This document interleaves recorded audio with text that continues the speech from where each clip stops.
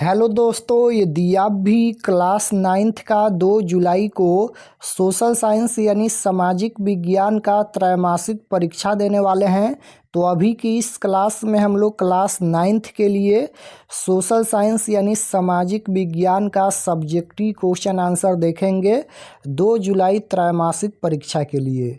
ये सामाजिक विज्ञान का क्वेश्चन पेपर है क्लास 9th के लिए और इसका सब्जेक्टिव क्वेश्चन हम बताएंगे। क्लास 9th क्वार्टरली एग्जामिनेशन जुलाई 2026, त्रैमासिक परीक्षा जुलाई 2026। सोशल साइंस का विषय कोड 111 रहेगा, पूर्णांक 80 रहेगा, 80 नंबर का एग्जाम होगा। तो खंड अ में ऑब्जेक्टिव क्वेश्चन पूछा जाएगा, खंड अ के बाद खंड ब मिलेगा सेक्शन बी, सेक्शन बी में सब्जेक्टिव क्वेश्चन पूछा जाएगा। तो सबसे पहले हिस्ट्री का क्वेश्चन पूछा गया है, 1 से 6 तक लघु उत्तरीय प्रश्न है, इनमें से 3 प्रश्नों के उत्तर देना है।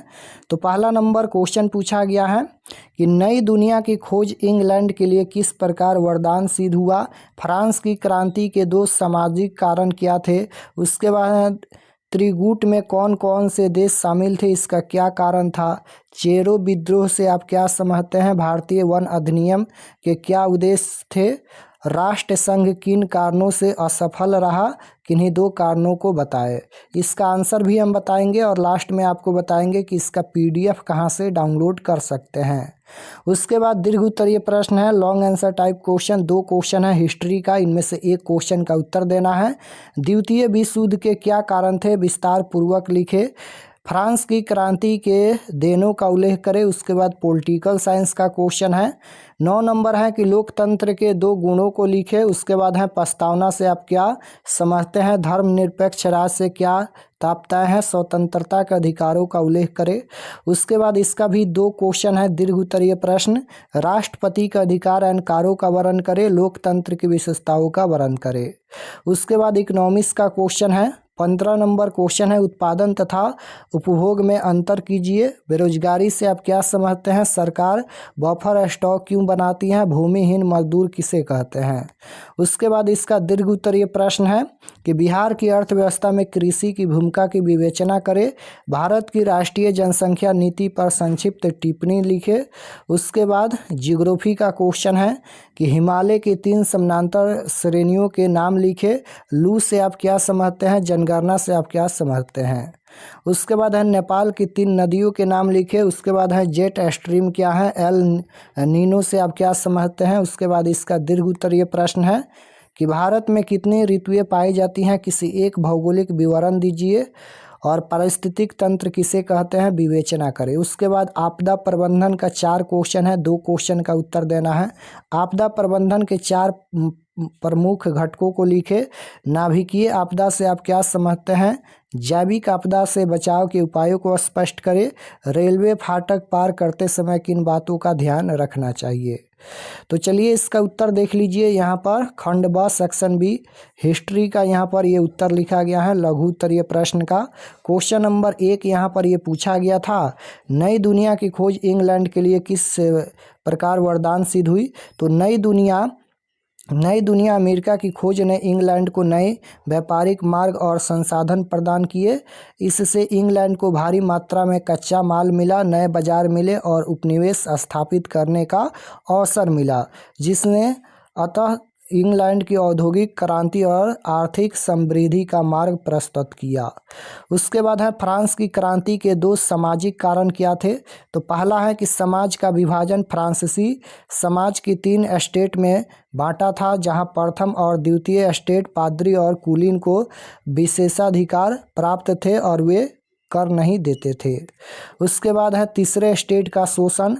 तो सारा करों का बोझ तीसरे स्टेट किसान मजदूर व्यापारी पर था, जिसने उनमें भारी असंतोष था। उसके बाद है 3 नंबर क्वेश्चन, त्रिगुट में कौन कौन से देश शामिल थे। तो इसका उत्तर लिखा गया है चेरो विद्रोह से आप क्या समझते हैं। इसका उत्तर है भारतीय वन अधिनियम के क्या उद्देश्य थे। तो इसका उत्तर यहाँ पर लिखा गया है। उसके बाद है फ्रांस की क्रांति के देनों का उल्लेख करें, ये दीर्घ उत्तरीय प्रश्न है। तो फ्रांसीसी क्रांति 1789 ने आधुनिक विश्व को कई महत्वपूर्ण सिद्धांत दिए। स्वतंत्रता, समानता और बंधुत्व ये विचार दुनिया भर के लोकतांत्रिक आंदोलनों की नींव बने।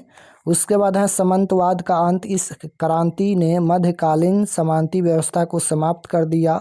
मानवाधिकार की घोषणा, व्यक्ति के मौलिक अधिकारों पर बल दिया गया। लोकतंत्र की भावना, राजतंत्र को समाप्त कर जनता की संप्रभुता के विचार को बढ़ावा मिला। उसके बाद पॉलिटिकल साइंस का क्वेश्चन है, लोकतंत्र के 2 गुणों को लिखे। तो यह शासन का सबसे मानवीय रूप है क्योंकि यह नागरिकों को समानता और गरिमा प्रदान करता है। इसमें सरकार जनता के प्रति जवाबदेह होती है और गलतियों को सुधारने का अवसर मिलता है। उसके बाद है प्रस्तावना से आप क्या समझते हैं। तो प्रस्तावना संविधान का परिचय या उसका सार होती है। यह संविधान के मूल आदेशों, उद्देश्यों जैसे न्याय, स्वतंत्रता, समानता और शासन के स्वरूप को स्पष्ट करती हैं। धर्मनिरपेक्ष राज से क्या तात्पर्य है। तो धर्मनिरपेक्ष राज वह होता है जिसका अपना कोई राजकीय धर्म नहीं होता है। यहाँ सभी धर्मों को समान दिया जाता है और राज्य किसी भी व्यक्ति के साथ धर्म के आधार पर भेदभाव नहीं करता है। उसके बाद है राष्ट्रपति का अधिकार अलंकारों का वर्णन करें। तो इसका उत्तर लिखा गया है। पीडीएफ आप लोग डाउनलोड कर लीजिए और वहां से सभी क्वेश्चन देख लीजिएगा। लोकतंत्र की विशेषताओं का वर्णन करें, देख लीजिए यहाँ पर इसका उत्तर है। उसके बाद इकोनॉमिक्स का उत्तर है, उत्पादन तथा उपभोग में अंतर लिखे। तो इसका उत्तर लिखा गया है। बेरोजगारी से आप क्या समझते हैं। सरकार बफर स्टॉक क्यों बनाती है। बिहार की अर्थव्यवस्था में कृषि की भूमिका। तो इसका उत्तर लिखा गया है। उसके बाद जियोग्राफी है, हिमालय की 3 समानांतर श्रेणियों के नाम लिखे। तो पहला है हिमाद्री, महान या आंतरिक हिमालय, हिमाचल, मध्य या लघु हिमालय। उसके बाद है शिवालिक, बाहरी हिमालय। उसके बाद है लू से आप क्या समझते हैं। तो गर्मियों के मौसम में मई जून उत्तर और उत्तर पश्चिमी भारत में चलने वाली अत्यंत गर्म और शुष्क हवाओं को लू कहा जाता है। इसका स्वास्थ्य पर बुरा प्रभाव पड़ता है। जनगणना से आप क्या समझते हैं। तो एक निश्चित समय अंतराल भारत में हर 10 वर्ष पर किसी देश या क्षेत्र की जनसंख्या की आधिकारिक गणना और उससे संबंधित सामाजिक आर्थिक आंकड़ों को इकट्ठा करना जनगणना कहलाता है। नेपाल की 3 नदियों के नाम लिखे। तो इसका उत्तर है जेट स्ट्रीम क्या है, इसका उत्तर है। उसके बाद दीर्घ उत्तरीय प्रश्न का उत्तर है, देख लीजिए। उसके बाद आपदा प्रबंधन है, आपदा प्रबंधन के 4 प्रमुख घटकों को लिखे। तो इसका उत्तर है नाभिकीय आपदा से आप क्या समझते हैं। तो परमाणु ऊर्जा केंद्र से रेडियोधर्मी पदार्थों के रिसाव या परमाणु विस्फोट के कारण होने वाली विनाशकारी घटना को नाभिकीय आपदा कहते हैं। यह स्वास्थ्य और पर्यावरण के लिए बहुत घातक होती हैं। उसके बाद जैविक आपदा से बचाव के उपायों को स्पष्ट करें। तो इसका उत्तर है, चलिए आपको बताते हैं इसका पीडीएफ कहाँ से डाउनलोड कर सकते हैं। डाउनलोड करके सभी क्वेश्चन देख लीजिएगा।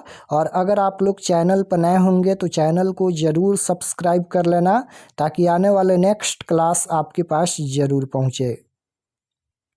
तो objective subjective question answer PDF download करने के लिए गूगल पर चले आना है और आपको सर्च करना है RK expert study. RK expert study search करने के बाद यहाँ पर मिलेगा आरके एक्सपर्ट स्टडी का फर्स्ट पेज। इस पर आपको क्लिक करना है। क्लिक करने के बाद ये ओपन हो जाएगा। ओपन होने के बाद आपको नीचे आना है क्लास 9th के सेक्शन में। तो यहाँ पर देखिएगा ये क्लास 9th का सेक्शन है।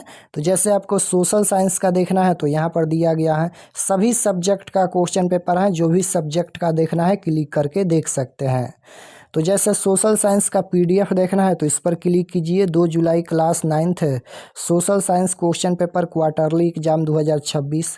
क्लिक करने के बाद यहाँ पर सब्जेक्ट देखिए, ये सोशल साइंस का पेज खुला है। एग्जाम डेट आप लोग का 2 जुलाई को होने वाला है। ये सभी परीक्षा से संबंधित जानकारी है। और यहाँ पर मिलेगा ऑब्जेक्टिव आंसर की। ऑब्जेक्टिव आंसर यहाँ पर अपडेट कर दिया जाएगा, अभी अपडेट हो जाएगा। और नीचे आएंगे तो यहाँ पर सब्जेक्टिव क्वेश्चन डाउनलोड पर क्लिक करके आप लोग पीडीएफ डाउनलोड कर सकते हैं।